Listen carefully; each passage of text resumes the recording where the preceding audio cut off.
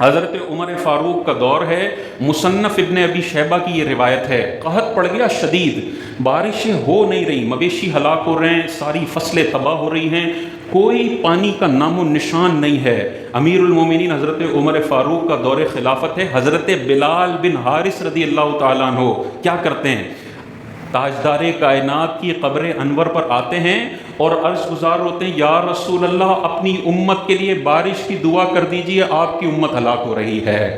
قیامت تک کے لوگوں کو بتا دیا کہ تم اگر حضور سے دعا کی عرض کرتے ہو، تاجدار کائنات سنتے بھی ہیں اور تمہارے لیے دعا بھی کر سکتے ہیں۔ یہ صحابی کا عقیدہ ہے اور عمر فاروق کے سامنے ہو رہا ہے۔ اگر یہ شرک ہوتا، حضرت عمر فاروق تو ڈنڈے مار مار کے ان کو سیدھا کر دیتے، لیکن جب انہوں نے یہ دعا کی، انہیں خواب آیا، تاجدار کائنات ان کے خواب میں آیا اور کہا عمر سے جا کے کہہ دو ان قریب بارش آنے والی ہے۔ عقیدہ قیامت تک کے لوگوں کو بتا دیا گیا کہ تم بارگاہ رسالت میں جا کر اللہ کے حبیب کو دعا کے لیے کہتے ہو،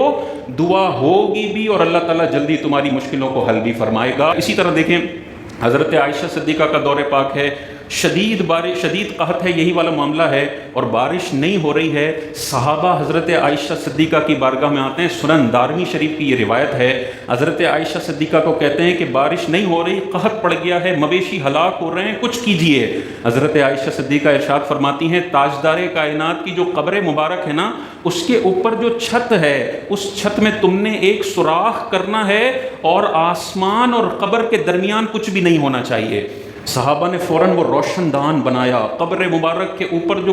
پتوں سے جو بنی ہوتی ہے نا، اس میں سوراخ کیا اور پورا قبر اور آسمان کے درمیان کچھ بھی نہیں تھا۔ روایتوں میں آتا ہے کہ جیسے یہ معاملہ ہوا کہ قبر اور آسمان میں کوئی فرق نہیں تھا، اتنی کثیر بارش ہوئی کہ سبز گھاس اگ آئی اور اونٹ گوشت سے بھر کر موٹے موٹے ہو گئے۔ یہ سنن دارمی کی حدیث ہے، عائشہ صدیقہ فرما رہی ہیں تمہیں اگر بارش چاہیے یا تو قبر انور پر جا کر دعا کر لو، اور دعا نہیں بھی کرتے تو صرف قبر انور اور آسمان کے درمیان کی دیواروں کو ہٹا دو، اللہ تعالیٰ چھما چھم بارش برسا دے گا۔ یہ دیکھیں، یہ وصال سے پہلے کے بھی واقعات ہیں، بارگاہ رسالت میں صحابہ آتے تھے اور وصال کے بعد قبر انور پر بھی صحابہ نے آ کر ہمیں بتایا ہے کہ جو قرآن میں اللہ تعالیٰ نے ارشاد فرمایا وَلَوْ أَنَّهُمْ إِذْ ظَلَمُوا، کہ قیامت تک کے مسلمانوں اگر تم اپنی جانوں پر ظلم کر بیٹھو، جاؤکا، سب سے پہلے تم نے بارگاہ مصطفیٰ میں حاضر ہونا ہے، پھر اللہ سے توبہ مانگنی ہے، پھر حضور نے تمہاری شفاعت کرنی ہے، لَوَجَدُ اللَّهَ تَوَّابًا رَحِيمًا، تو اللہ کو تم نے بہت زیادہ توبہ قبول کرنے والا اور مہربان پانا ہے۔